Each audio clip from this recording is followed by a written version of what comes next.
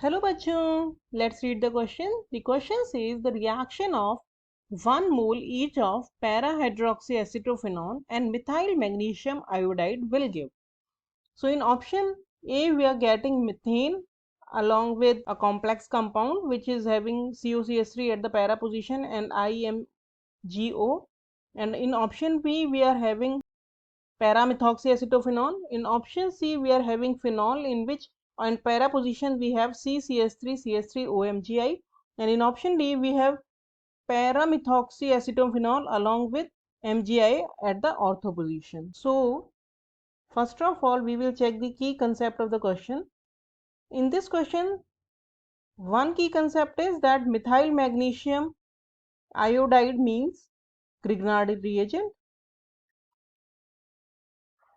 Alkyl magnesium halide जो होते हैं वो होते हैं ग्रिग्नार्ड रिएजेंट्स। ये काफ़ी हेल्प करते हैं ऑर्गेनिक सिंथेसिस में।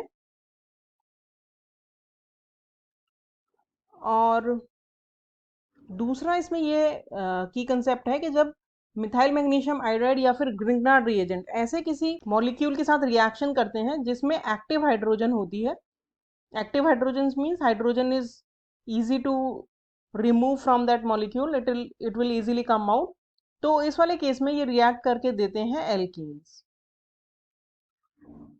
तो अब हम इसका सॉल्यूशन देखते हैं।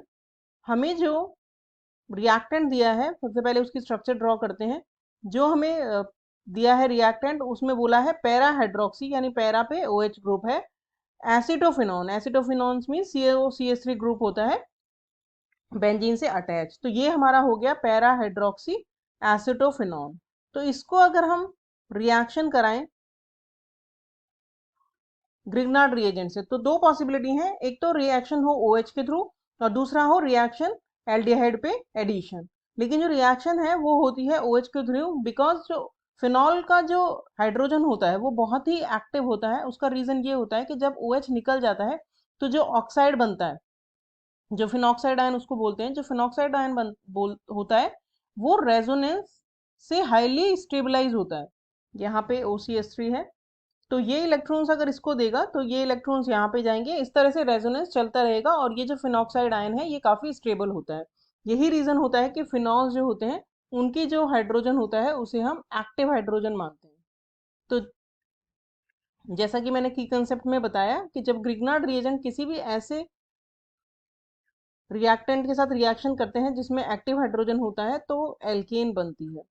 तो हमें दिया है रिएक्टेंट और दूसरा दिया है मिथाइल मैग्नीशियम आयोडाइड और दोनों का एक एक ही मोल लिया है। तो ये यहाँ से क्योंकि इस पे माइनस होता है और इस पे प्लस होता है तो ये हाइड्रोजन जो एक्टिव हाइड्रोजन निकलेगी तो it will react with the CH3 negative और हमें मिथेन गैस बनेगी, और जो MgI है that will go on the O negative ion. तो यहाँ पे IMGO ये बन जाएगा। हमारा करेक्ट ऑप्शन हो गया option A. Hope you understood the solution well, thank you.